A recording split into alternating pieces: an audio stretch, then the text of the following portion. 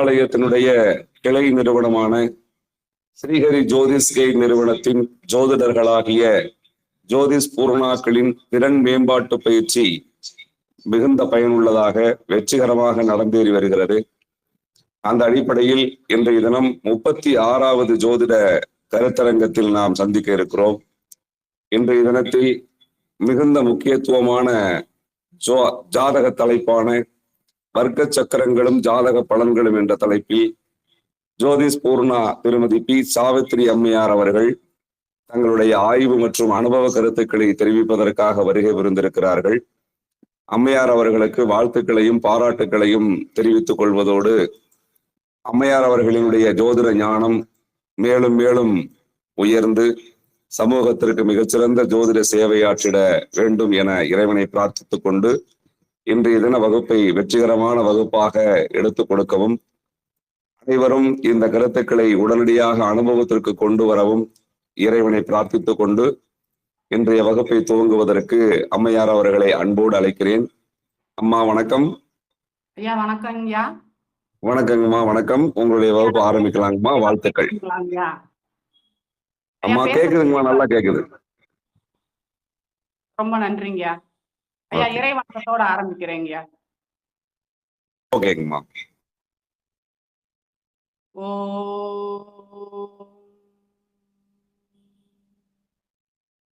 ஓ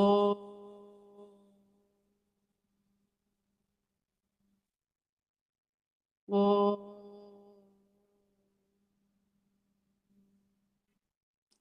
ஐந்து கரத்தனை ஆணை முகத்தனை இந்தின் இளம்பிரை போலும் எயிற்றனை நந்தி மகன்தனை ஞான கொழுந்தினை புந்தியில் வைத்தடி போற்றுகின்றேனே.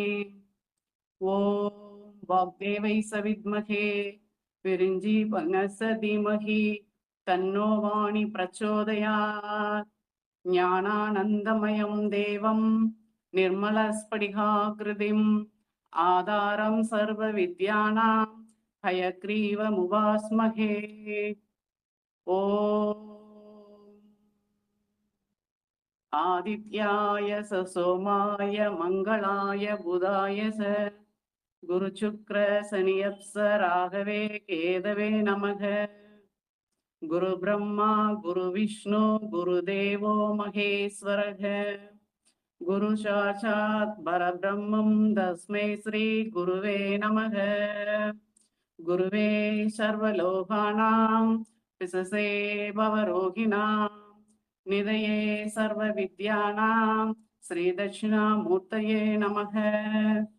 அன்பினாலே எமையாண்டு சொல்லதிகாரம் எமக்களித்து விந்தை பல புரிய வைத்த வித்தகனே சர்க்குருவே. விண்ணவரும் வியந்து நிற்கும் வித்தையை எமக்களித்து கண் போல காத்து நிற்கும் நற்குருவே போற்றி போற்றி. ஸ்ரீராம ஜெய ராம ஜெய ஜெய ராமா. ஸ்ரீராம ஜெய ராம ஜெய ஜெய ராமா. ஸ்ரீராம ஜெய ராம ஜெய ஜெய ராமா. ஓம் நமச்சிவாயமே போற்றி. ஓம் குருவே போற்றி. அனைவருக்கும் மாலை மற்றும் இரவு வணக்கம். எனக்கு தன்னம்பிக்கையையும் ஜோதிட ஞானத்தையும் தந்து என்னுடைய பிறப்பினுடைய நோக்கத்தையும் கர்மாவை கழிக்கக்கூடிய வழிமுறைகளையும் காட்டிய நமது ஸ்ரீஹரி ஜோதிட வித்யாலயத்திற்கும் நமது நிறுவனர் பெரும் மதிப்பிற்கும் மரியாதைக்கும் உரிய ஞானகுரு ஐயா திரு மீனம் மணி பட்டாச்சாரியார் ஐயா அவர்களுக்கும் பெற்ற தந்தையினும் பரிவாய் ஜோதிட பாடங்களை எனக்கு கற்றுக் கொடுத்து ஆன்மீகத்தையும் நல்ல வழிமுறைகளையும் ஜோதிட ஞானத்தையும் எனக்கு கற்றுக் கொடுத்த தேனி மைய வித்யாபதியும் எனது குருவுமான உயர்திரு பெருமாள் ஐயா அவர்களுக்கும் அனுதினமும் சிரமம் பாராமல் சரியான நேரத்தில் அனுதினமும் நம்மளுக்கு அனைவருக்கும் வழிகாட்டியாக விளங்கக்கூடிய உயர்திரு பொன் சரவணன் ஐயா அவர்களுக்கும் மற்றும் ஸ்ரீஹரி ஜோதிட வித்யாலய அனைத்து வித்யாபதிகளுக்கும் பாதம் பணிந்து வணக்கங்களையும் முதற்கண் தெரிவித்துக் கொள்கிறேன். எந்த வேலையாயினும் உடனுக்குடன் முகம் சுளிக்காமல் செய்து கொடுத்து சந்தேகத்தை தீர்க்கக்கூடிய அலுவலகத்தில் வேலை பணி செய்யக்கூடிய சகோதரர்களுக்கும் எனது நன்றியை தெரிவித்துக் கொள்கிறேன். அத்துடன் என்னுடன் சக பயணம் செய்யக்கூடிய அனைத்து ஜோதிட பூரணாக்களையும் வணங்கி எனது உரையினை துவங்குகின்றேன். இன்று எனக்கு கொடுக்கப்பட்ட தலைப்பு வர்க்க சக்கரங்களும் ஜாதக பலன்களும். ஜோதிட சாஸ்திரம் அப்படிங்கிறது ஒரு கடல்னு நம்ம சொன்னோம்னா, இந்த ராசி சக்கரம் அப்படிங்கிறது அது அந்த கடலினுடைய மேற்பரப்பு மட்டும்தான். ஒரு கடலோட ஆழத்துல இருக்கக்கூடிய ஒரு முத்தை நம்ம எப்படி கண்டறியறதுக்கு மூழ்கி செல்லணுமோ அதே போலதான் ஒரு ஜாதகத்துல இந்த உண்மையான பலன்களை தெளிவா அறியறதுக்கு நம்ம இந்த வர்க்க சக்கரங்களை ஆராய வேண்டியது ரொம்ப ஒரு முக்கியமான ஒரு விஷயமா இருக்கு. பராசர முனிவர் அருளிய இந்த வர்க்கமானது ஒரு மனிதனோட விதியை துல்லியமா ஸ்கேன் செய்யக்கூடிய எக்ஸ்ரே அப்படிங்கிற மாதிரி சொல்றாங்க. ஒரு ராசி கட்டத்துல ஒரு கிரகம் பலவீனமா இருந்தா கூட நவாம்ச கட்டத்துல ஆட்சி உச்சம் இதெல்லாம் வந்துருந்துச்சுன்னு வச்சுக்கோங்களேன், அந்த கிரகம் பலமா இருக்கிறதா தான் நம்ம எடுத்துக்கிறோம். இந்த அமைப்பு அந்த கிரகம் தன்னோட திசா காலத்தோட பிற்பகுதியில அந்த ஜாதகருக்கு ஒரு நல்ல பலனை கொடுத்து அவரை தூக்கி விட்டுரும் அப்படிங்கிறது நம்ம எல்லாருக்குமே தெரியும். ஒரு ஜாதகத்தை பார்த்த உடனே நம்ம பலனை டக்குன்னு சொல்லிடக்கூடாது. இந்த வர்க்க சக்கரம் அப்படின்னு சொல்லக்கூடிய இந்த ஸ்கேன் ரிப்போர்ட்டை பார்த்த அப்புறம் தான் நம்ம ஒரு இறுதி முடிவுக்கு வரணும். இன்னும் சொல்லணும் அப்படின்னு சொன்னோம்னா, இந்த ராசி சக்கரத்தை ஒரு முழுமையான வரைபடமா நம்ம எடுத்துக்கிட்டோம்னா, இந்த வர்க்க சக்கரம் இருக்கு பார்த்தீங்களா, அது அந்த வரைபடத்தை குறிப்பிட்ட ஒரு பகுதியை மட்டும் நம்ம பெரிதாக்கி காட்டக்கூடிய அந்த நுணுக்கமான ஒரு ஆய்வு கூட நம்ம கருதலாம்.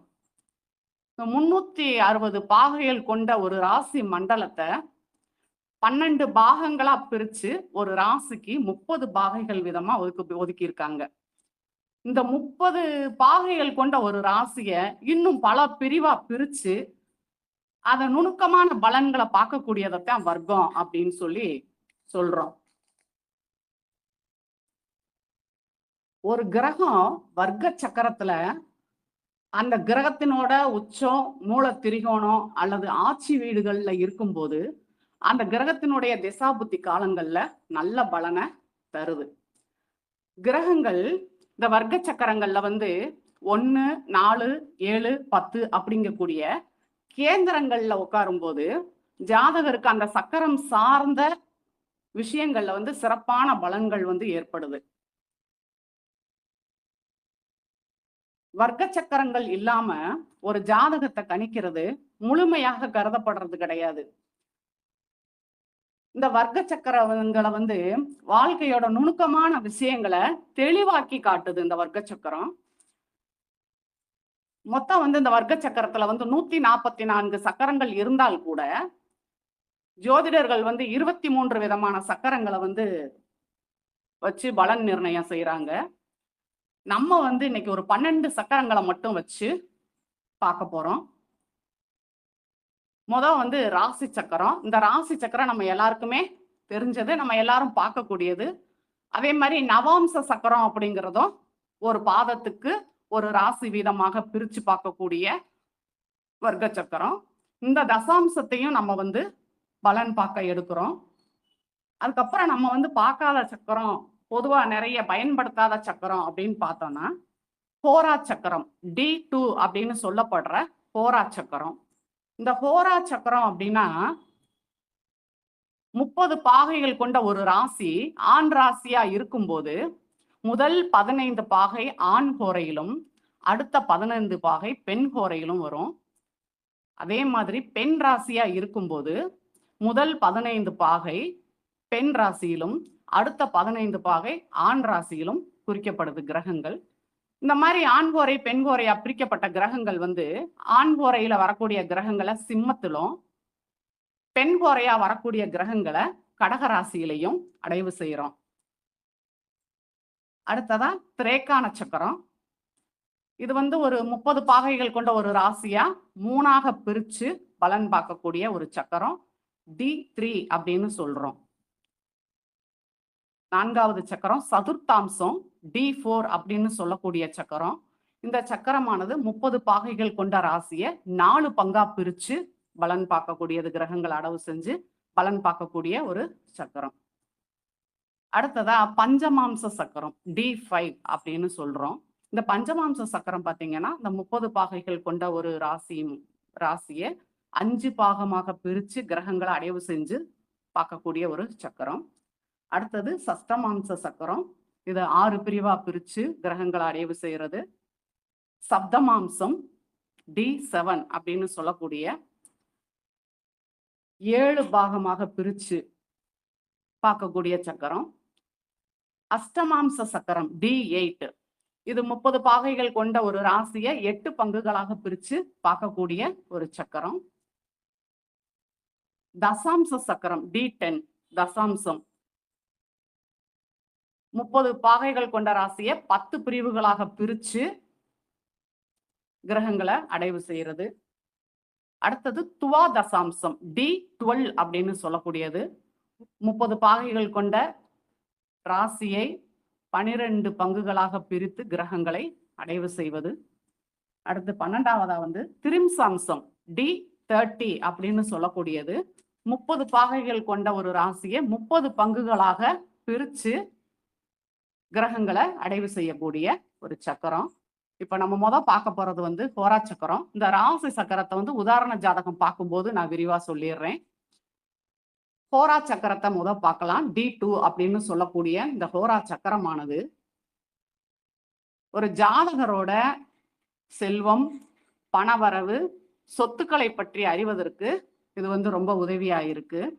கிரகங்கள் சூரிய ஹோரை, அதாவது ஆண் ஹோரையில இருக்கும்போது சிம்மத்துல குறிக்கப்படுதுன்னு சொன்னேன் இல்லையா.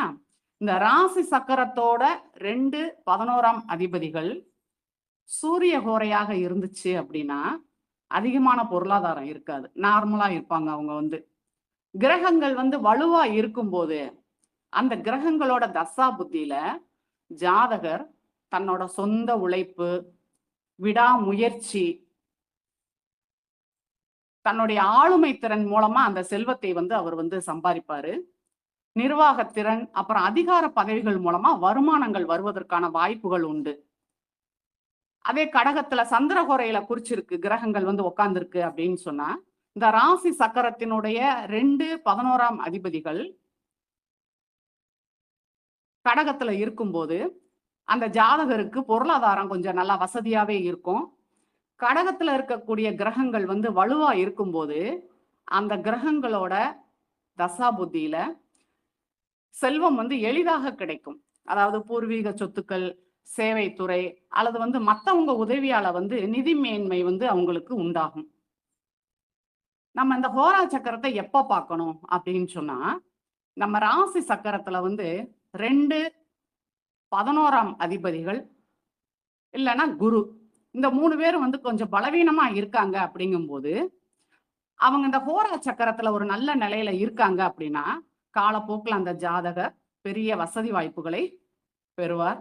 முதலீடு சார்ந்த முடிவுகளை எடுக்கவும் சேமிக்கும் திறனை அறியவதுக்கும் இந்த ஹோரா சக்கரம் ரொம்ப பயனுள்ள சக்கரமாக இருக்கு. இந்த விதிகள் எல்லாம் இந்த ராசி சக்கரத்துல கோள்கள் பெறக்கூடிய ஆதிபத்தியம், பலம் இதெல்லாம் ஆய்வு செஞ்சு நம்ம உறுதிப்படுத்தி சொல்லணும். ஹோரா லக்னம் சூரிய ஹோரையா அமையும் போது ஜாதகர் தன்னோட சொந்த ஊர்லயே பொருளை தேடுவாரு, வேலை செய்வாரு. சனி, செவ்வாய், ராகு போன்ற கிரகங்கள் சூரிய ஹோரையில இருந்துச்சு அப்படின்னா நல்ல பலன்களை தரும். அவர் கடுமையான முயற்சியில முன்னேறக்கூடியவரா இருப்பாரு. ஹோரா லக்னம் சந்திர ஹோரையில கடகத்துல அமையும் போது ஜாதகர் பிறந்த ஊரை விட்டு வெளி மாநிலம், வெளிநாடு போன்ற இடங்கள்ல செல்வத்தை தேடக்கூடிய ஒரு அமைப்புல இருக்கும். இப்ப அடுத்ததா திரேக்கான சக்கரம் D3. இந்த திரேக்கான சக்கரம் அப்படிங்கிறது பாத்தீங்கன்னா ராசி சக்கரத்துல 3ஆம் பாவகத்தை குறிகாட்டக்கூடிய ஒரு சக்கரம். இந்த திரேக்கான சக்கரத்தின் மூலமா ஒரு ஜாதகருடைய முயற்சி, தைரியம், தகவல் தொடர்பு, இளைய சகோதரம், அவங்களுக்கு வரக்கூடிய திடீர் அதிர்ஷ்டம், எதிர்பாராத தன யோகம், உடல்ல ஏற்படக்கூடிய நோய்கள், இறப்போட தன்மை இதெல்லாம் நம்ம தெரிஞ்சுக்கிற முடியும். ஜாதகருக்கு உடம்புல எங்கெல்லாம் ஒரு வடு, மச்சம், மறு, தழும்பு அல்லது அங்கஹீனம் இதெல்லாம் இருக்கு அப்படிங்கிறதையும் நம்ம இந்த திரேக்கான சக்கரத்தின் மூலமா தெரிஞ்சுக்க முடியும். திரேக்கான லக்னாதிபதி லக்னத்திலேயே ஆட்சி, உச்சம், நட்பு பெறும்போது இந்த ஜாதகருக்கு வந்து பூரணமான சுபபலங்கள் வந்து நடக்கும். திரேக்கான லக்னாதிபதி பகை, நீசம், மறைவு, பாவர் சேர்க்கை, தொடர்பு இதெல்லாம் பெறும்போது இந்த ஜாதகர் வந்து ஏமாற்றப்படுறது, கவலையோட இருக்கிறது, தோல்விகளை சந்திக்கிறது, தீராத நோயால பாதிக்கப்படுறது, இந்த மாதிரியான ஒரு அசுப பலன்களை அனுபவதற்கான காரணமாக அமைகிறது. திரேக்கான லக்னத்திலிருந்து 3ஆம் முதல் இளைய சகோதரத்தையும், 5ஆம் பாவகம் 2வது இளைய சகோதரத்தையும், 7ஆம் பாவகம் 3வது இளைய சகோதரத்தையும், 9ஆம் பாவகம் 4வது இளைய சகோதரத்தையும் நம்ம வந்து பார்க்கணும். இளைய சகோதரம் பார்க்கறதுக்கு திரேக்கான லக்னத்திலிருந்து 3, 5, 7, 9 ஆகிய பாவங்களை அடுத்தடுத்த இளைய சகோதரத்துக்குன்னு வரிசையா நம்ம பார்க்கணும். இந்த திரேக்கான சக்கரத்துல 3, 11ஆம் அதிபதிகள் மற்றும் குரு இவங்க பலமா இருக்காங்க அப்படின்னு சொன்னா இந்த ஜாதகருக்கு சகோதர ஆதரவு சிறப்பா இருக்கும். இந்த ஜாதகர் வந்து தைரிய வீரியம் உடையவராகவும், கடின உழைப்பாளியாகவும், மகிழ்ச்சியை வந்து அடையக்கூடியவராகவும் இருப்பாரு. ராசி சக்கரத்தோட லக்னாதிபதி திரேக்கான சக்கரத்துல பலம் பெற்று இருந்தார் அப்படின்னா இந்த ஜாதகர் தன்னோட உழைப்பின் மூலமா முன்னேற்றத்தையும், வாழ்வுல வந்து நல்ல ஒரு நிலையையும் அவரால் அடைய முடியும். திரேக்கான அதிபதி பாவக்கோள்களோட இணைஞ்சு பாதிக்கப்படும் போது அந்த ஜாதகருக்கு வந்து பரம்பரை நோய் தாக்கம் ஏற்படுது. 2, 11ஆம் திரேக்கான அதிபதிகள் ராசி சுபர்களோட தொடர்புல இருந்து அவங்களுக்கு கேந்திரத்துல சுபர்கள் ஆட்சி உச்சம் பெற்றிருந்தாங்க அப்படின்னா இந்த ஜாதகர் வந்து எதிர்பாராத நிலையில செல்வத்தை பெறக்கூடிய அமைப்பு இருக்கு. 2ஆம் பாவக திரேக்கான அதிபதி ராசி சக்கரத்துல 11ஆம் பாவகத்தோட தொடர்பு பெற்றிருந்தால் இந்த ஜாதகர் வந்து செல்வந்தராய் இருப்பாரு. லக்னத்தின் திரேக்கான அதிபதி ராசி சக்கரத்துல திரிகோணத்துல இருந்தார் அப்படின்னா இந்த ஜாதகர் ராஜயோகம் உடையவராக இருப்பார். 4ஆம் பாவக திரேக்கான அதிபதி ராசி சக்கரத்துல 5, 9ல இருந்தா எல்லா வசதிகளையும் அனுபவிக்கக்கூடிய அமைப்பை பெறுவார்கள். அவர்கள் கற்ற கல்வியினால் புகழ் பெறுவார்கள். அடுத்து சதுர்த்தாம்சம் D4ன்னு சொல்லக்கூடியது. இது வந்து இந்த ராசியினுடைய 4ஆம் பாவகத்தை குறிகாட்டக்கூடிய ஒரு வர்க்க சக்கரம். இப்ப ஒவ்வொருத்தரும் ஒவ்வொரு கேள்வி கேட்பாங்க. அப்ப அந்த கேள்விக்கான பதில வந்து வெறும் ராசி சக்கரத்தையும் அம்ச கட்டத்தையும் மட்டும் பார்க்காம அது எந்த வர்க்க சக்கரத்தோட தொடர்புடையதோ அந்த வர்க்க சக்கரத்தையும் நம்ம சேர்த்து பலனை பார்த்து எடுக்கும் பொழுது ரொம்ப துல்லியமா நம்மளால வந்து அந்த பாவகத்தினுடைய பலனை நம்மளால சொல்ல முடியும். ஒரு ஜாதகருடைய வீடு, மனை, வாகனம், கல்வி மற்றும் சொத்துக்களை பற்றி அறியறதுக்கு இந்த சதுர்த்தாம்ச சக்கரம் வந்து பயன்படுது. ராசி சக்கரத்துல வந்து லக்னாதிபதி அப்புறம் 4ஆம் அதிபதி இவங்க வந்து சதுர்த்தாம்ச சக்கரத்துல சுபரோட வீட்லயோ அல்லது சுபரோட இணைந்தோ இருந்தாங்க அப்படின்னா இந்த ஜாதகர் அவர் பிறக்கும் போதே வந்து வீடு, மனை, வாகன யோகத்தை உடையவராக இருப்பாரு. ராசி சக்கர லக்னாதிபதியும் 2, 4ஆம் பாவக அதிபதியும் சதுர்த்தாம்சத்துல தொடர்பு பெற்று வலுப்பெற்று இருந்தாங்க அப்படின்னு சொன்னா அந்த ஜாதகர் உன்னதமான கல்வியை உடையவராக இருப்பார். சதுர்த்தாம்சத்துல குருவோட வீடு லக்னமாகி அதுல 4க்கு உடையவனும் சுக்கிரனும் இணைந்திருந்தால் விசேஷமான வாகனத்தை உடையவராக இருப்பார். நம்ம இந்த சக்கரத்தை பார்க்கும்போது வந்து இந்த சதுர்த்தாம்ச சக்கரத்துல மறைவு ஸ்தானத்தை வந்து பார்க்க கூடாது. கோள்கள் வந்து அந்த ராசியில பெறக்கூடிய தன்மையையும் கோள்களோட தொடர்பையும் மட்டும்தான் நம்ம எடுத்து பார்க்கணும். அடுத்தது பஞ்சமாம்சம் D5. இந்த D5 சக்கரத்தை வச்சு இதை பார்த்தீங்க அப்படின்னா இந்த பஞ்சமாம்சத்துல கடக சிம்ம ராசிகள்ல வந்து எந்த கோளுமே இருக்காது. அதே மாதிரி ராகு கேது பார்த்தீங்கன்னா ஒரே ராசியிலதான் வருவாங்க. இது வந்து 5ஆம் பாவகத்தினுடைய பரிமாணம்னு நம்ம சொல்லலாம். இந்த சக்கரத்தை வந்து இந்த பஞ்சமாம்ச சக்கரத்தின் மூலமாக ஜாதகர் முன் ஜென்மங்களில் செய்த நல்வினை தீவினைகளுக்கு ஏற்ப இந்த பிறவியில் ஏற்படக்கூடிய இன்ப துன்பத்தினையும் ஆன்மீக சிந்தனை, உபாசனா தெய்வம், அப்புறம் அவங்க குழந்தைங்களால ஏற்படக்கூடிய மேன்மைகளை நம்ம வந்து தெரிஞ்சுக்கலாம். ராசி கட்டத்துல 5ஆம் அதிபதி இந்த பஞ்சமாம்ச சக்கரத்துல எந்த ராசியில நிக்கிறாரோ அந்த ராசி அதிபதியோட தன்மையை பொறுத்து பஞ்சமாம்ச சக்கரத்தின் 1, 5ஆம் பாவகாதிபதியோடு இணைஞ்சு வலுப்பெற்றிருந்தால் இந்த ஜாதகர் நல்ல சிந்தனை சக்தி, புத்திரர்களால் மேன்மை அடைபவராக இருப்பார். திருப்பியும் சொல்றேன், ராசி கட்டத்தோட 5ஆம் அதிபதி பஞ்சமாம்சத்துல எந்த ராசியில நிக்கிறாரோ அந்த ராசி அதிபதியின் தன்மையை பொறுத்தும் இந்த பஞ்சமாம்ச சக்கரத்துல 1, 5ஆம் பாவகாதிபதியோடு இணைஞ்சு வலுப்பெற்றிருந்தால் அந்த ஜாதகர் நல்ல சிந்தனை சக்தியும் அவங்க பெற்ற குழந்தைகளால ஒரு மேன்மையை அடைபவராக அவர் இருப்பாரு. ராசி கட்டத்தோட 5ஆம் பாவகாதிபதி இந்த பஞ்சமாம்ச சக்கரத்துல ரிஷபம், கடகம், கன்னி, தனுசு, மீனத்துல இருந்தா ஆன்மீக சிந்தனை, நற்காரிய ஈடுபாடெல்லாம் உடையவரா இருப்பாரு. மறுபடியும் சொல்றேன், ராசி கட்டத்தின் 5ஆம் பாவக அதிபதி பஞ்சமாம்ச சக்கரத்துல ரிஷபம், கடகம், கன்னி, தனுசு, மீனத்துல இருந்தா ஆன்மீக சிந்தனை, நற்காரிய ஈடுபாடு உடையவராக இருப்பாரு. சிம்மம், விருச்சிகம், மகரம், கும்பத்துல இருந்தா சாஸ்திர சம்பிரதாயங்கள்ல அவ்வளவா ஈடுபாடு இருக்காது, நாத்திகம் பேசுறவரா இருப்பாரு. மிதுனம், துலாத்துல இருந்தா மத்தியமமான பலன் உண்டாகும். இந்த பஞ்சமாம்ச சக்கரத்துல 12ஆம் பாவகத்துல ராகு கேது உட்காந்து குரு இல்லைன்னா சந்திரனால பார்க்கப்பட்டா ஞானங்கிற நிலையை வந்து அறியக்கூடிய வாய்ப்பு இந்த ஜாதகருக்கு உண்டு. 1, 10ஆம் அதிபதி மற்றும் குரு தொடர்பு ஏற்படும் போது ஆன்மீக சிந்தனை மேலோங்கி இருக்கும். பஞ்சமாம்சத்துல 4ற்கும் மேற்பட்ட கிரகங்கள் கேந்திர திரிகோணத்தில் இருக்கும் பொழுது ஆன்மீக எண்ணம் மேலோங்கி இருக்கும். இந்த பஞ்சமாம்ச சக்கரத்திற்கு செவ்வாய், சுக்கிரன், சந்திரன் தொடர்பு இருந்தால் ஆன்மீக எண்ணம் குறைவாக இருக்கும். சஷ்டமாம்ச சக்கரம் இது ராசி சக்கரத்தினுடைய 6ஆம் பாவகத்தை குறிகாட்டக்கூடிய ஒரு சக்கரம். இந்த சக்கரத்தின் சஷ்டமாம்ச சக்கரத்தின் மூலமாக ஜாதகரினுடைய உடல் நலம், நோய், கடன், கடமைகளை நிறைவேற்றக்கூடிய திறனை நம்ம அறிய முடியும். ராசி சக்கரத்துல லக்னாதிபதி சஷ்டமாம்ச சக்கரத்தின் 6ஆம் பாவகம் அல்லது 6ஆம் அதிபதிக்கு தொடர்பு ஏற்பட்டால் உடல் நல கோளாறுகளால் அவதியுறுவார்.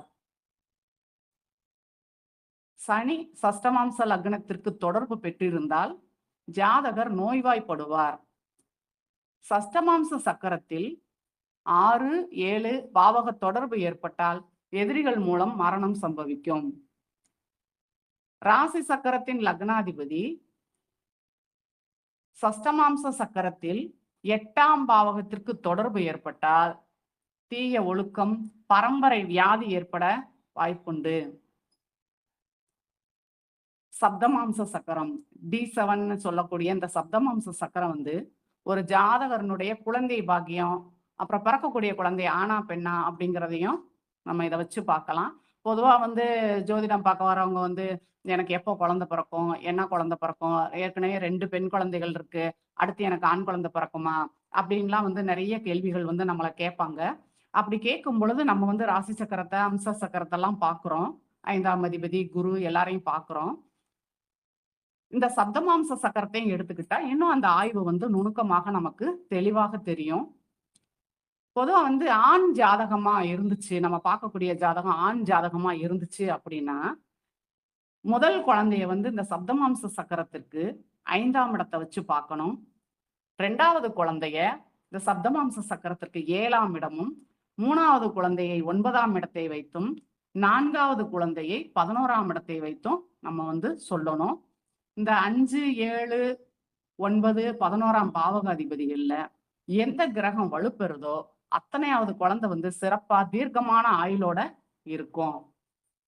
பெண் ஜாதகமா இருந்துச்சு அப்படின்னா முதல் குழந்தைய லக்னத்திற்கு 9ஆம் இடத்தை வச்சு சொல்லணும். 2வது குழந்தைய லக்னத்திற்கு 11ஆம் இடமும், 3வது குழந்தையை லக்னத்தையும், 4வது குழந்தையை லக்னத்திற்கு 3ஆம் இடத்தையும் வைத்து அந்த எத்தனை குழந்தைகள் அப்படிங்கிறத நம்ம தெரிஞ்சுக்கலாம். இந்த 9, 11, 3, 1ஆம் பாவகாதிபதிகள்ல எந்த கிரகம் வலுப்பெறுகிறதோ அத்தனையாவது குழந்தை சிறப்பா தீர்க்கமான ஆயுளோட இருக்கும். மேலும் இந்த பாவகாதிபதிகள் ஆண் ராசியில இருந்தாங்கன்னு வச்சுக்கோங்க, ஆண் குழந்தை பிறக்கும். துலாம், கடகம், மீனம் போன்ற பெண் ராசியில இருந்தாலும் ஆண் குழந்தை பிறக்கும். ஆண் ராசியில இருந்தா ஆண் குழந்தை, துலாம், கடகம், மீனத்துல இருந்தாலும் ஆண் குழந்தை. பெண் ராசியில இருக்கும்போது பெண் குழந்தை, கும்பராசியில இருந்தாலும் பெண் குழந்தை.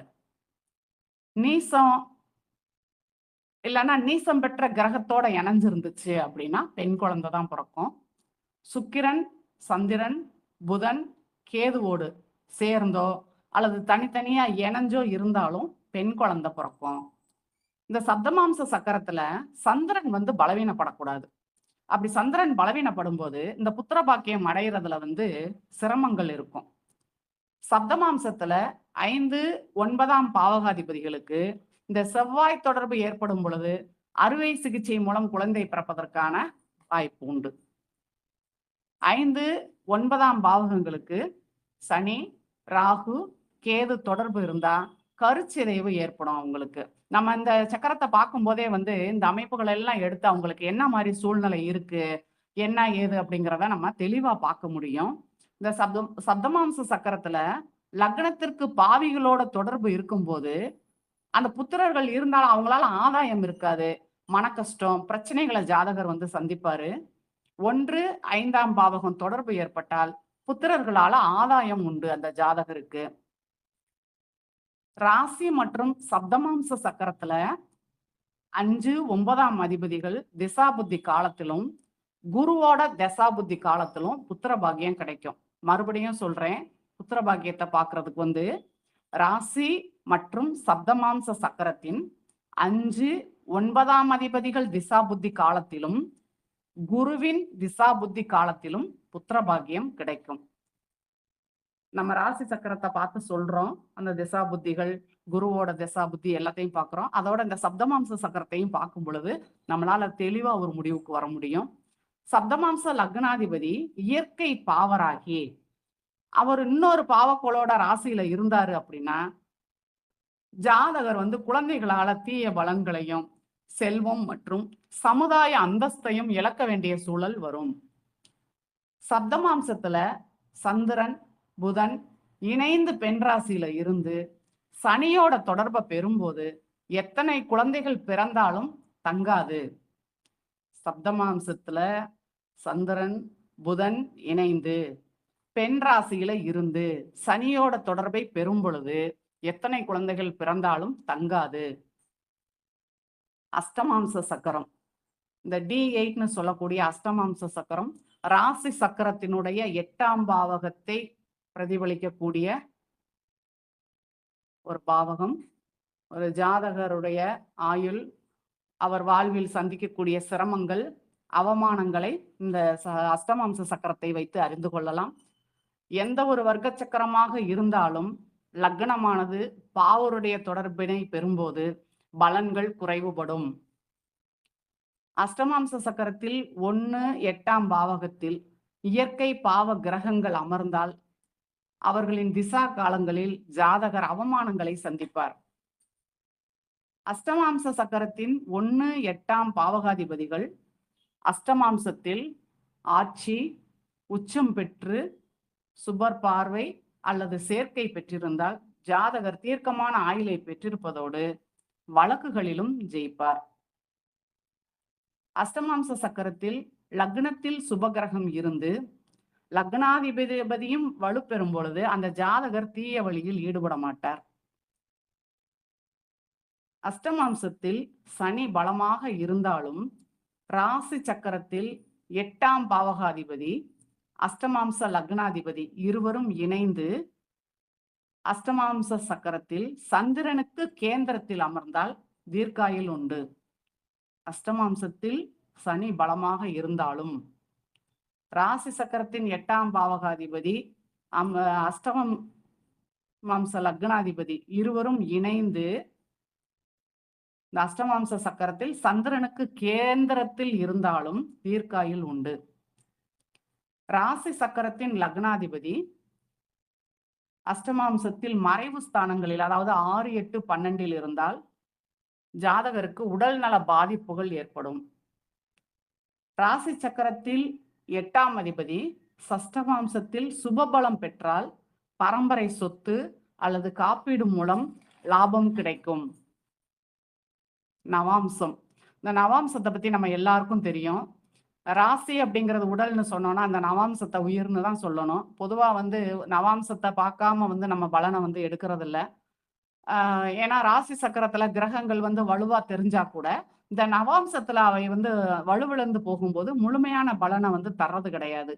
அதே மாதிரி ராசி சக்கரத்துல ஒரு கிரகம் நீசமாயிருச்சு அப்படின்னு சொன்னாலும் நவாம்சத்துல அது நல்ல நிலையில இருந்தா அந்த கிரகம் தன்னுடைய முழுமையான பலனையும் தருது, பலமா இருக்குன்னு நம்ம சொல்றோம்.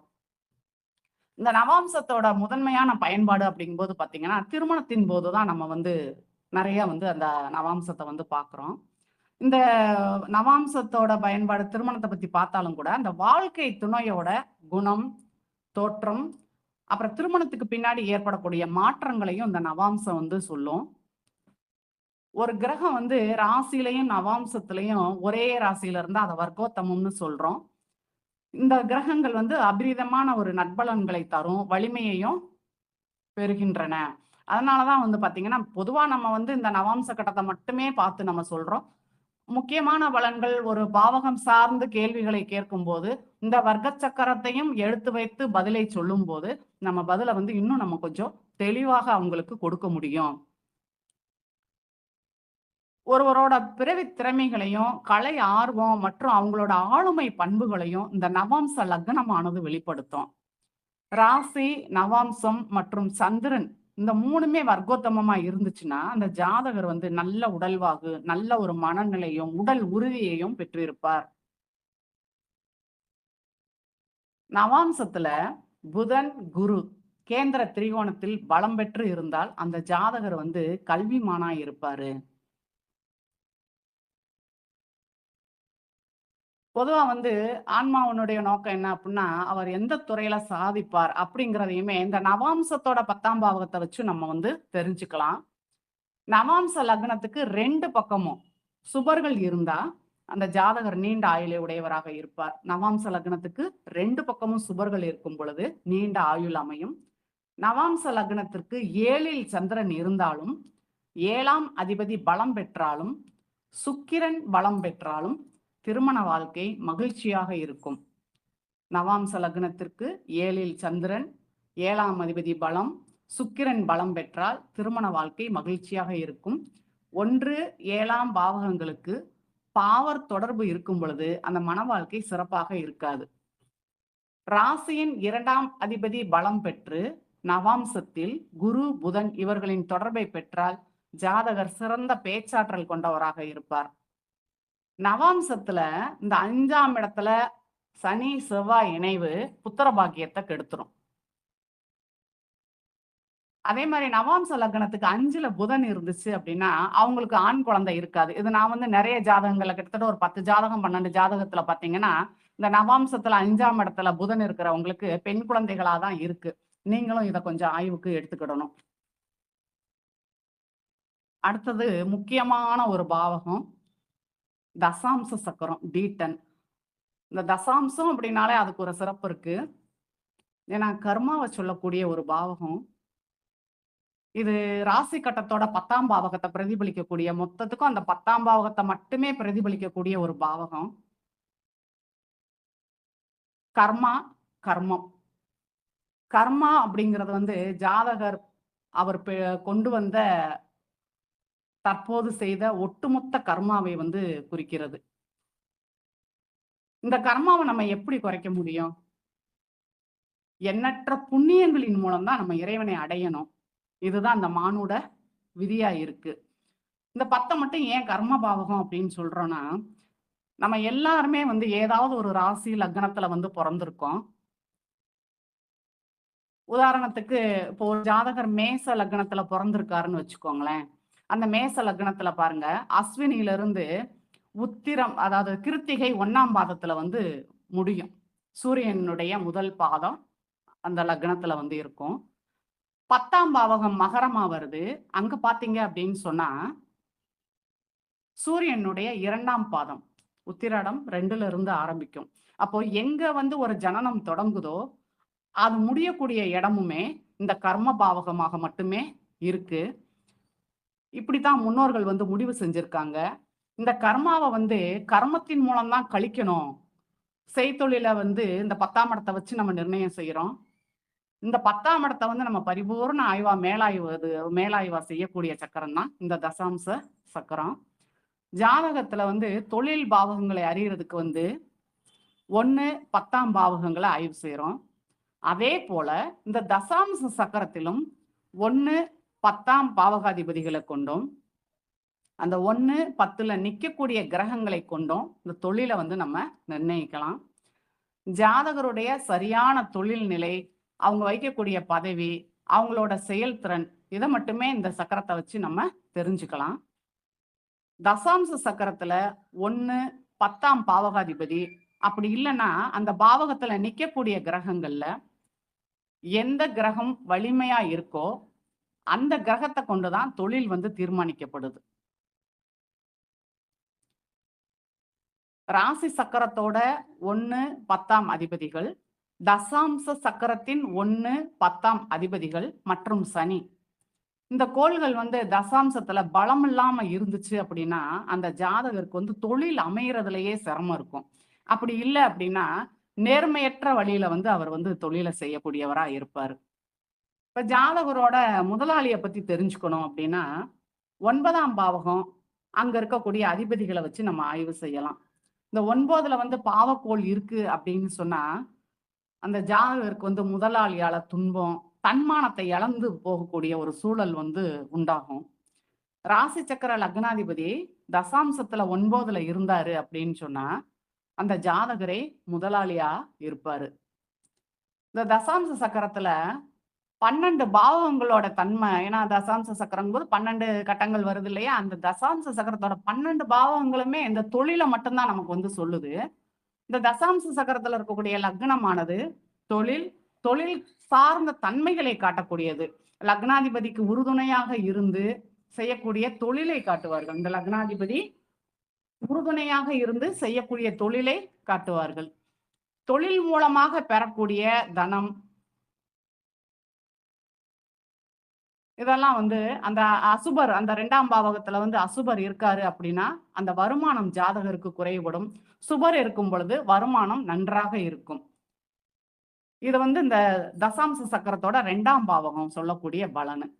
தசாம்ச சக்கரத்துல 3ஆம் பாவகத்தை வச்சு இந்த தொழிலுக்காக ஜாதகர் எடுக்கக்கூடிய முயற்சி, அதனுடைய பலிதம், அந்த முயற்சியினால ஏற்படக்கூடிய தொழில் அழிவு, அப்புறம் ஜாதகர் எடுக்கக்கூடிய குறுகிய கால விடுப்பு, தொழில்ல வந்து குறுகிய பயணம், இந்த தொழில் சார்ந்த விஷயங்கள்ல இந்த 3ஆம் பாவகம் வந்து ஆய்வு செய்யலாம் நம்ம. 4ஆம் பாவகம் அப்படிங்கும்போது இந்த தொழில்ல இருக்கக்கூடிய மனநிலையும் சுற்றுச்சூழலையும் நம்ம சொல்லலாம். அவங்க எந்த மாதிரி சூழ்நிலையில வேலை பார்க்குறாங்க, எப்படி அவங்க மனநிலை வந்து எப்படி இருக்குது அப்படிங்கிறதெல்லாம் இந்த தசாம்ச சக்கரத்துல 4ஆம் பாவகத்தை வச்சு நம்ம சொல்ல முடியும். இந்த தசாம்ச சக்கரத்துல 5ஆம் பாவகம் அப்படிங்கிறது வந்து அதிகாரம். இப்ப நம்மள ரோல் மாடலா வச்சு மத்தவங்க பணி செய்வாங்க பாத்தீங்களா, அந்த மாதிரி இருக்கக்கூடியதுமே அந்த 5ஆம் பாவகம் நல்லா இருக்கும்போது அந்த மாதிரி இருக்கும். 6ஆம் பாவகம் பாத்தீங்கன்னா தொழிலால ஏற்படக்கூடிய கடன், போட்டியாளர்கள், அப்புறம் தொழில் ரீதியான சண்டை சச்சரவு, இதெல்லாம் வந்து இந்த 6ஆம் பாவகம் குறிக்கும். தசாம்சத்துல 7ஆம் பாவகம் பாத்தீங்கன்னா பங்குதாரர்கள், தொழில் கூட்டாளிகள், அதாவது முதலீட்டாளர்களை பத்தி ஆய்வு செய்யலாம். தசாம்சத்துல 8ஆம் பாவகம் தொழில் இழப்பு, சம்பந்தமில்லாத பணி இழப்பு, தொழிலுக்காக அந்த ஜாதகர் செய்யக்கூடிய ஆராய்ச்சி, என்ன செய்யலாம் ஏது செய்யலாம் அப்படிங்கக்கூடிய அந்த ஆராய்ச்சியையும் இந்த 8ஆம் பாவகம் குறிக்குது. தசாம்சத்தோட 9ஆம் இடம் பாத்தீங்கன்னா அந்த ஜாதகரனுடைய தொழில் செய்யக்கூடிய இடத்துல முதலாளி, மேலதிகாரிகள், இத பத்தி சொல்லுது. சுபகிரகம் இருந்துச்சு அப்படின்னு சொன்னா நல்ல மேலதிகாரியா இருப்பாங்க.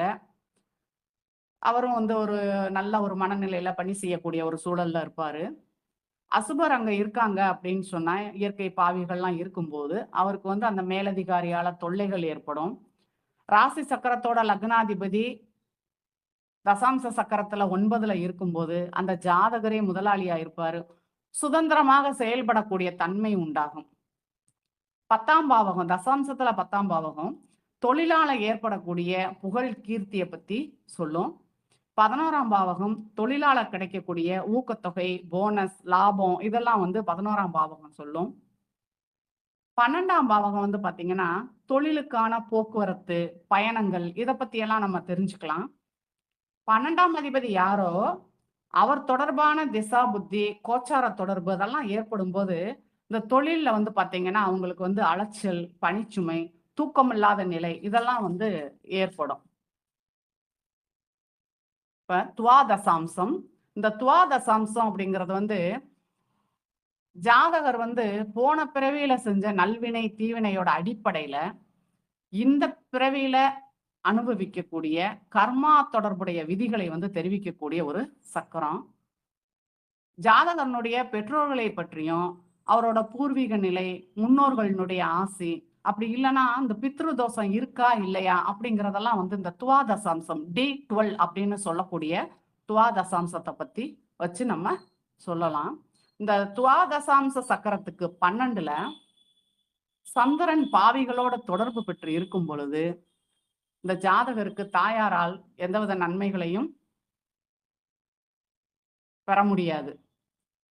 துவாதசாம்சத்திற்கு 6, 8, 12ல் சூரியன் பாவிகளுடன் தொடர்பு பெற்றால் தந்தைக்கு பாதிப்பு உண்டாகும். உறவும் சிறப்பாக இருக்காது. இந்த துவாதசாம்சத்தை வச்சு நம்ம இதைத்தான் தெரிஞ்சுக்கலாம். திரிம்சாம்ச சக்கரம் D30 அப்படின்னு சொல்லக்கூடிய சக்கரத்தை வந்து ஜாதகரை பத்தியே நம்ம தெரிஞ்சுக்கலாம். இது ஜாதகரை பத்தி தெரிஞ்சுக்கிறதுக்கு பயன்படுது. எப்படின்னு பாத்தீங்கன்னா, இந்த திரிம்சாம்ச லக்னத்துல வந்து சூரிய சந்திர லக்னம் வராது. மற்ற 5 கிரகங்களினுடைய லக்னங்கள் மட்டுமே வரும். லக்னம் வந்து செவ்வாயோட திரிம்சாம்சத்துல இருக்கும் பொழுது, ஜாதகர் வந்து பிடிவாத குணம் கொண்டவராக இருப்பார். தீய எண்ணங்களும் தீய செயல்களும் உடையவர். பிறர் சொத்துக்கள் மீது விருப்பம் கொண்டவராக இருப்பார். இரக்கம் இல்லாதவர். நிலையற்ற புத்தி கொண்டவர். ஆவேசமான முடிவுகளால் பிரச்சனைகள் மற்றும் விபத்துக்களை சந்திக்கக்கூடியவராக இருப்பார்.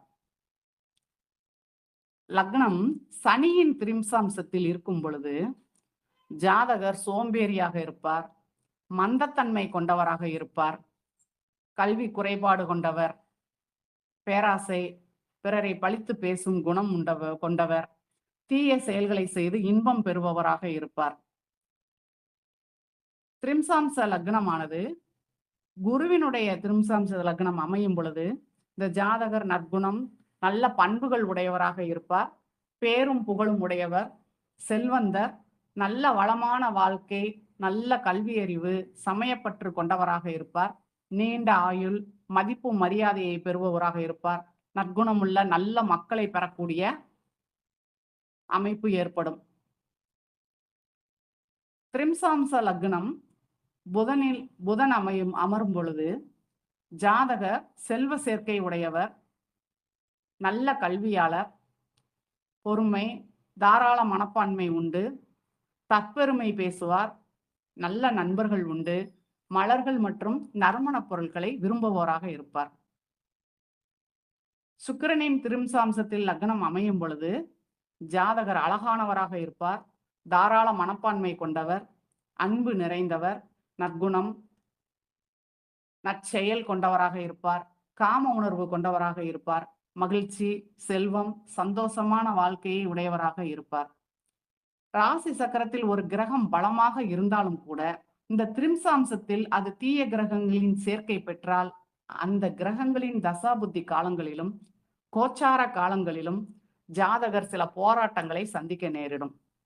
மறுபடியும் சொல்றேன், ராசி சக்கரத்துல ஒரு கிரகம் பலமா இருந்தாலும் இந்த திரிம்சாம்சத்துல அது பாவ கிரகங்களோட சேர்க்கை பெறும் பொழுது அந்த கிரகங்களின் திசா புத்தி காலத்திலையும் கோச்சார காலத்திலையும் ஜாதகர் சில போராட்டங்களை வந்து சந்திக்க வேண்டியதா இருக்கும். நம்ம அடுத்த உதாரண ஜாதகத்துக்கு போயிடலாம். ஐயா,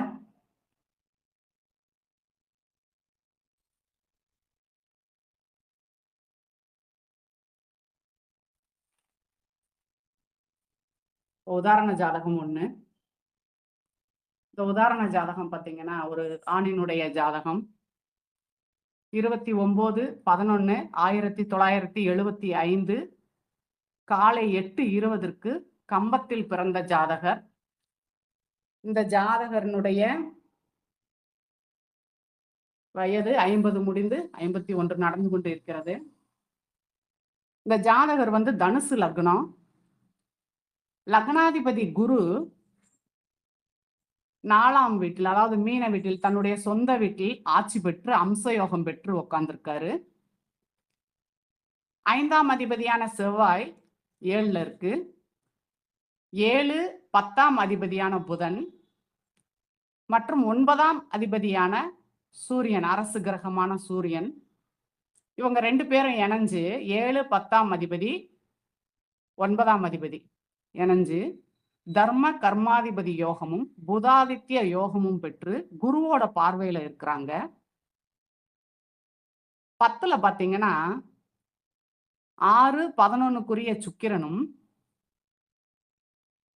8ஆம் இடத்து சந்திரனும் இணைந்து குரு பார்வையில இருக்கிறாங்க.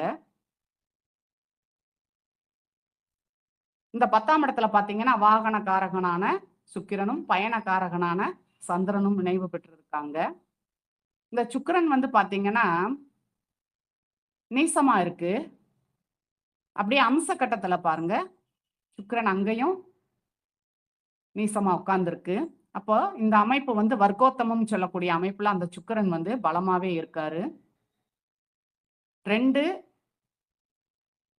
3இன் அதிபதியான சனி 8ல உட்காந்து, அதாவது குருவோட கோணத்துல உட்காந்து 10ஆம் இடத்தோட தொடர்பு பெற்று குருவோட பார்வையையும் பெறாரு.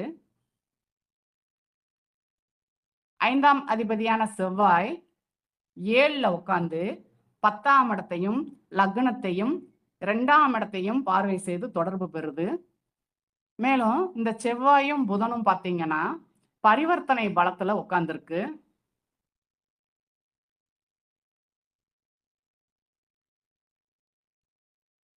குருவோட கேந்திரத்துல செவ்வாயும் கோணத்துல சனியும் இருக்கிறது ஒரு ஜாதகத்துல தொழிலுக்கு மிகச்சிறந்த அமைப்பு. அது சூரியனும் புதனும் 12ஆம் இடத்துல உட்கார்ந்து 6ஆம் இடத்தை, அடிமை தொழிலை குறிக்கக்கூடிய 6ஆம் இடத்தை பார்வை செய்யறாங்க. 10ஆம் இடமான தொழில் ஸ்தானத்துக்கு பாத்தீங்கன்னா லக்னாதிபதியான குரு, 5ஆம் அதிபதியான செவ்வாய், 2, 3 அதிபதியான சனி, சந்திரன், சுக்கிரன், புதன், சூரியன் ஆகிய அனைத்து கிரகங்களும் பாத்தீங்கன்னா ஒண்ணுக்கு ஒண்ணு தொடர்பா இருக்கு பாருங்க. பாவகங்களுமே ஒண்ணுக்கு ஒண்ணு பாத்தீங்கன்னா தொடர்பு பெற்று இருக்கு.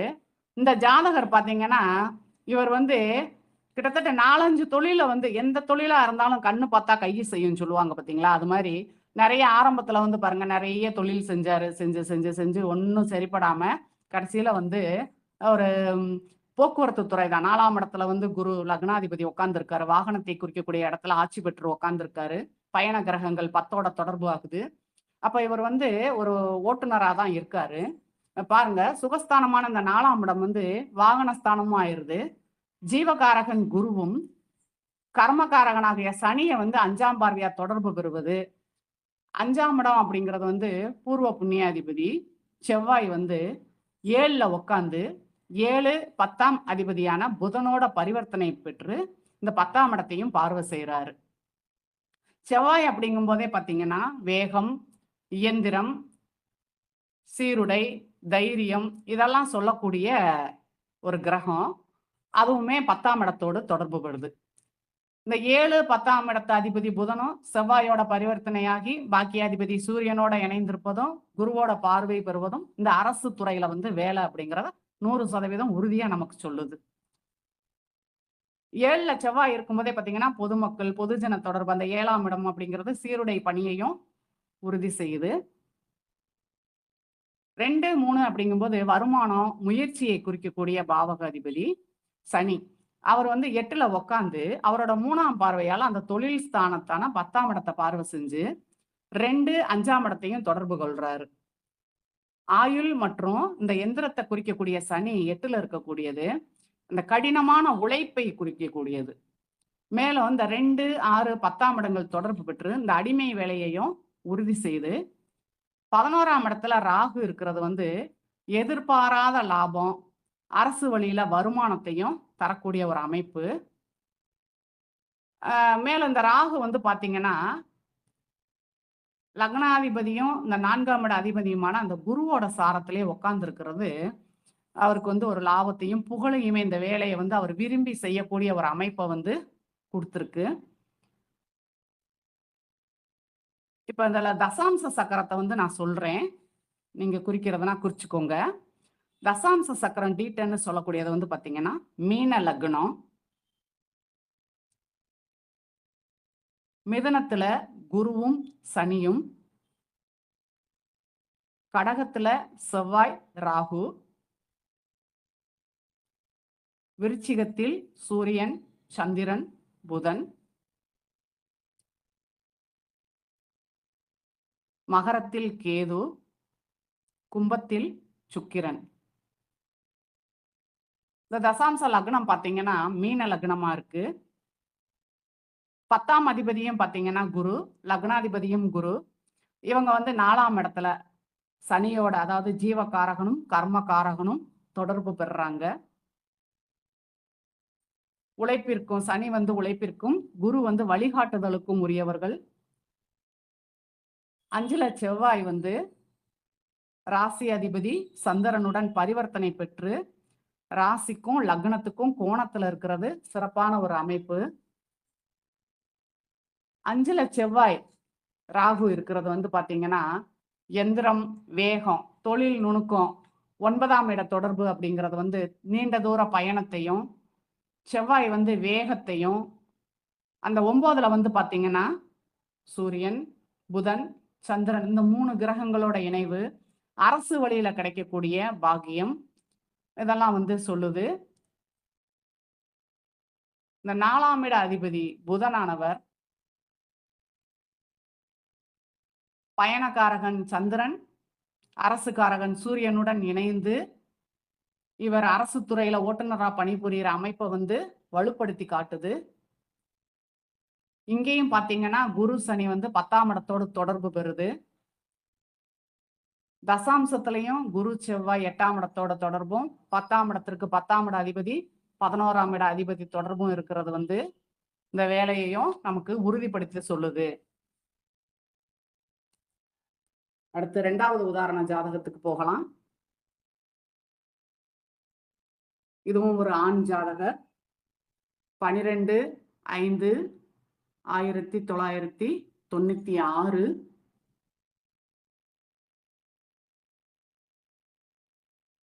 காலை 5:17க்கு மதுரையில் பிறந்த ஆண் ஜாதகர். வயது கிட்டத்தட்ட 30 வயது ஆகிறது. இந்த ஜாதகர் பாத்தீங்க அப்படின்னா மேச லக்னம், லக்னாதிபதி பாத்தீங்கன்னா மேசத்திலேயே ஆட்சியா இருக்கு. பூர்வ புண்ணியாதிபதி 5ஆம் இட அதிபதி சூரியன் லக்னத்திலேயே உச்சமா இருக்காரு. 9ஆம் இட அதிபதி குரு பாத்தீங்கன்னா 9லயே ஆட்சியா இருக்காரு. 1, 5, 9 ஆகிய பாவகங்கள் வந்து பாத்தீங்கன்னா இங்க எல்லாமே ரொம்ப வலுவா பலமாக இருக்கிறது. சூரியன் உச்சம், செவ்வாய் ஆட்சி, குரு ஆட்சி.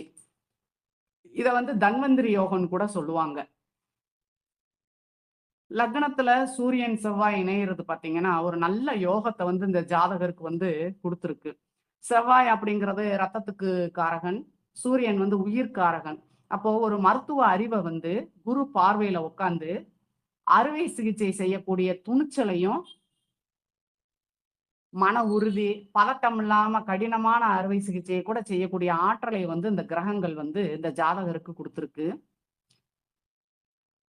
முயற்சி அப்புறம் நோயை குறிக்கக்கூடிய இந்த 3, 6ஆம் இட அதிபதி பாத்தீங்கன்னா 2ஆம் இட அதிபதியோட பரிவர்த்தனை பெற்று உட்கார்ந்துருக்காரு. இந்த 6ஆம் இடம் ராகு. 6ஆம் இடம் காலபுருஷ தத்துவத்துல இந்த 6ஆம் இடம்னு சொன்னாலும் சரி, 6ஆம் இடத்துல வந்து பாத்தீங்கன்னா அது வந்து நோயை குறிக்கக்கூடிய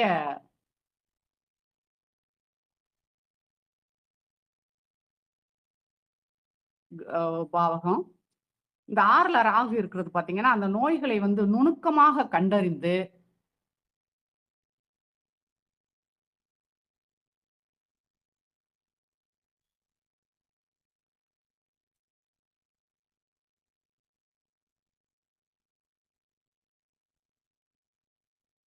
குணப்படுத்தக்கூடிய ஆற்றலையும் மருத்துவ போட்டிகளில் வெற்றியையும் தருகிறது. ராகு வந்து விஷம் மற்றும் மருந்துகள் சார்ந்தது என்பதால் இந்த ஜாதகருக்கு வந்து நவீன மருத்துவத்துல நாட்டமும் எவ்வளவு பெரிய நோயையும் கட்டுப்படுத்தக்கூடிய திறனையும் இந்த கிரக அமைப்புகள் தந்துள்ளது. 9ல வந்து குரு வந்து பாத்தீங்கன்னா பாக்கியஸ்தானாதிபதி ஆட்சி பலத்தோட இருந்து லக்னம் 3, 5ஆம் பாவகத்தை வந்து பார்வை செய்யறதன் மூலம் தெய்வீக அருளையும் மருத்துவத்துறையில் உயர்கல்வி மற்றும் புகழையும் தந்திருக்கு. மற்றவங்க மதிக்கக்கூடிய கைராசி மருத்துவராக இவர் வந்து இருக்காரு. மருத்துவ சேவையை வந்து அறநெறியோட செய்யக்கூடிய தன்மை கொண்டவரா இருக்காரு. 12ல வந்து சனி கேது இருக்கும்போது இந்த மருத்துவத்துறைக்கு 12ஆம் இடம் அப்படிங்கிறது வந்து ரொம்ப ரொம்ப முக்கியமான ஒரு பாவகம். மோட்சக்காரகன் கேதுவும் கர்மக்காரகன் சனியும் இணைவது மற்றவங்களோட வழியை போக்கக்கூடிய ஒரு சேவை மனப்பான்மையை வந்து அது காட்டுது. இப்ப இதுல வந்து தசாம்ச சக்கரத்தையும் நம்ம பார்க்கலாம்.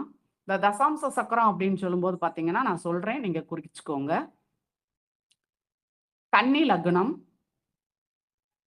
தனுசில் ராகு, மகரத்தில் சூரியன் புதன், கும்பத்தில் சனி,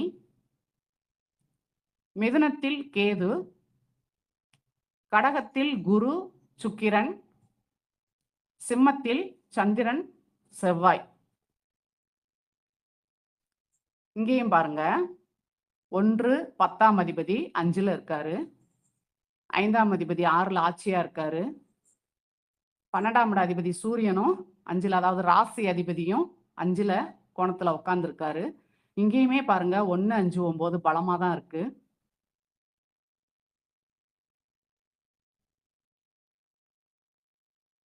இது அந்த 5ஆம் பாவகத்துல வந்து சூரியனும் புதனும் உட்கார்றது வந்து பாத்தீங்கன்னா நுணுக்கமான விஷயங்களை கூட கவனிக்கக்கூடிய ஆற்றலையும் மருத்துவ சேவையில அதீத ஒரு ஈடுபாட்டையும் கொடுக்கக்கூடிய ஒரு அமைப்பா இருக்கும். 1 10ஆம் இட அதிபதியான புதன் வந்து 5ல மருத்துவ கிரகம் சூரியனோட இணைவு பெற்று உச்ச குரு சுக்கிரன் ஆகிய 2 சுப கிரகங்களோட தொடர்பை வந்து பெற்றிருக்கு. 5ஆம் இடம் அப்படின்னாலே பாத்தீங்கன்னா புத்திசாலித்தனம். இந்த ராசிநாதன் புதன் ஆத்மகாரகன் சூரியன் இணைவு புதாதித்ய யோகத்தை கொடுத்துருக்கு. மருத்துவத்துறையில சிறந்த அறிவையும் புகழ் அந்தஸ்து கௌரவத்தையும் தந்திருக்கு. இந்த 6ஆம் இடத்துல சனி அவர் ஆட்சி பெற்று உட்கார்ந்திருப்பது வந்து பாத்தீங்கன்னா நோயாளிகளை குறிக்கக்கூடிய இந்த 6ஆம் இடம் சேவை செய்வதால் பெயர் புகழ் அடையக்கூடிய அமைப்பை காட்டுது. நீண்டகால நோய்களையும் சவாலான நோய்களையும் நிதானமா பொறுமையோட கையாளக்கூடிய பக்குவத்தையும் இந்த அமைப்பு கொடுத்திருக்கு. 11ஆம் இடத்துல வந்து பாத்தீங்கன்னா உச்ச குருவும் சுக்கிரனும் இணைஞ்சிருக்கு. லாபஸ்தானத்துல குரு உச்சம் பெறது வந்து அது சுக்கிரனோட இணைஞ்சு இருக்கிறது, புதன் சூரியனுடைய பார்வையை பெறுறது வந்து தன்வந்திரி யோகம் போன்றது. இவரோட வந்து கைராசியில தீராத நோய் கூட தீரும் அப்படின்னு சொல்லலாம். லாபஸ்தானத்துல 2 சுபகிரகம் மருத்துவ தொழில் மூலமாக மிகப்பெரிய பொருளாதார முன்னேற்றத்தையும் புகழையும் சமூக அந்தஸ்தையும் இவருக்கு தந்திருக்கு. சாதாரண மருத்துவரை தாண்டி எதிர்காலத்துல வந்து ஒரு மருத்துவக் கல்லூரி பேராசிரியரா வர்றதுக்கான அமைப்பும் இந்த ஜாதகத்துல இருக்கு. தசாம்சத்துல அந்த பதவி உயர்வு எல்லாமே இருக்கு. 12ல வந்து சந்திரன் செவ்வாய். 12ஆம் இடம் அப்படிங்கிறதே மருத்துவமனையை சொல்லக்கூடியது. இங்க வந்து பாருங்க, சுறுசுறுப்பான கிரகமான சந்திரன், வேகத்திற்கு காரகமான செவ்வாய் 2 பேரும் இணைஞ்சு இந்த மருந்து மாத்திரைகளை தாண்டிய செயல்முறை, அதாவது அவசர சிகிச்சை பிரிவால சிறப்பா செயல்படக்கூடிய அமைப்பையும் அதுல வெற்றி பெறக்கூடியதையும் காட்டுது. கர்மஸ்தானமான 10ஆம் இடத்துல கேது இருக்கிறது நுணுக்கமான மருத்துவ அறிவையும் சேவை செய்கிறதையும் காட்டுது. இவ்வளவு நேரமா எனக்கு பேசுறதுக்கு வாய்ப்பு கொடுத்த என் பேச்சை கேட்ட அத்தனை உள்ளங்களுக்கும் என்னோட மனமார்ந்த நன்றியை தெரிவிச்சுக்கிறேன். இது என்னோட முதல் உரை அப்படிங்கிறதுனால அங்கங்க கொஞ்சம் திணறல் கூட இருந்திருக்கும். குறைகள் இருந்தா சுட்டி காட்டுங்க, நான் திருத்திக்கிறேன். பாராட்டுவதா இருந்தா இந்த பாராட்டு எல்லாமே என்னுடைய குரு ஞானகுரு ஐயா, என்னுடைய மானசீக தந்தையுமான திரு ஏ பெருமாள் ஐயா அவர்களையே சாரும்.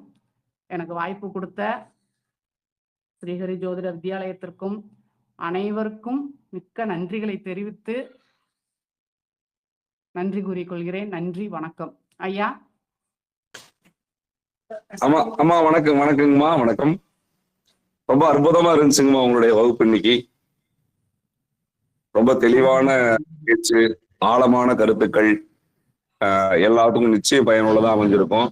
அதாவது வர்க்க சக்கரங்கள் அப்படிங்கிறது ரொம்ப ஆழமா ஆய்வு செய்து வெளிப்படுத்தக்கூடிய பலன்களை தெரிவிக்கக்கூடியது அப்படின்னு வெளிப்படையா சொல்லியிருந்தீங்க. அதுல தேவையான அளவிற்கான வர்க்க சக்கரங்களுடைய அறிமுகம், அதுல என்னென்ன பலன்கள் எடுக்கலாம், அதை உதாரண ஜாதகத்தோடு விளக்கிய விதம் ரொம்பவே அற்புதம். ரொம்ப நிதானமான பேச்சின் மூலமாக அனைத்து கருத்துக்களையும் உள்வாங்குவதற்கான வாய்ப்புகள் கிடைச்சது. ரொம்ப மகிழ்ச்சிங்கம்மா. உங்களுடைய ஜோதிட ஞானம் மேலும் மேலும் வளரட்டும். நிறைய கருத்துக்கள் மேலும் ஆய்வு செய்யுங்க. எல்லாரும் பகிர்ந்து கொள்வதற்கான வாய்ப்பை இறைவன் வழங்க வேண்டும் அப்படின்னு சொல்லி பிரார்த்தனை செய்துக்கிறோம். ஜோதிஷ் பூர்ணாக்கள் அனைவருக்கும் வாழ்த்துக்கள். இன்றைய தினம் நிச்சயமாக பயனுள்ள கருத்துக்கள் தங்களுக்கு கிடைத்திருக்கும் என நம்புகிறோம். மேலும் அடுத்த வகுப்பில் தங்கள் அனைவரையும் சந்திக்கிறோம். நாளைய வகுப்பில் பயனுள்ள கருத்துக்களை வெளிப்படுத்துவதற்கு அடுத்தடுத்த ஜோதிஷ் பூர்ணாக்கள் தயாராக இருக்கிறார்கள் என்பதை கூறிக்கொண்டு சாவித்திரி அம்மா அவர்களுக்கு மீண்டும் ஒரு முறை வாழ்த்துக்களையும் பாராட்டுக்களையும் நன்றிகளையும் தெரிவித்துக் கொண்டு தங்களிடமிருந்து விடைபெற்றுக் கொள்கிறோம். நன்றி, வணக்கம். நன்றிங்க ஐயா. ரொம்ப சந்தோஷமா, மகிழ்ச்சி.